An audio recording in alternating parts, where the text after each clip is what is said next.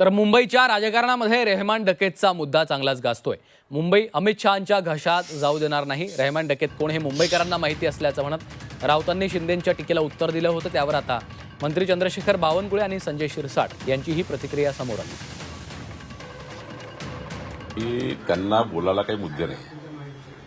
त्यांना मुंबईच्या विकसित मुंबईचा प्लॅन काय माहिती नाही। त्यांच्याकडे डेव्हलपमेंटचा अजेंडा नाही। सकाळी झोपून उठल्यापासून झोपतपर्यंत टोमणे मारायचा त्यांचा कार्यक्रम आहे। टोमणे मारत राहतात। त्यांनाही माहिती आहे महाराष्ट्राची मुंबई, मुंबई महाराष्ट्राची सारं जोपर्यंत चंद्र सूर्य आहे तोपर्यंत मुंबईला महाराष्ट्रापासून कोणी वेगळं करणार नाही हे माननीय मुख्यमंत्री एकनाथ शिंदेजी, देवेंद्रजी या राज्याच्या सर्वच 14 कोटी जनतेला वाटतं आहे।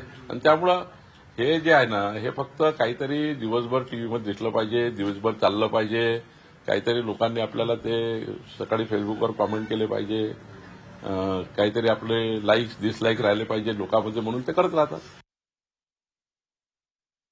हो, तुम्ही चिंता करू नका, तब्येतीची काळजी घ्या। उगाच काहीतरी बोलायचं म्हणून बोलू नका। लोक तुम्हाला कंटाळलेले होते,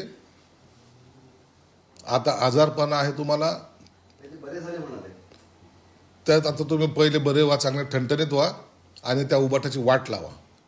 आम्ही अमित शहाचं काय करायचं किंवा तुम्ही आमच्या पक्षाचं काय करायचं हे आम्ही ठरवू।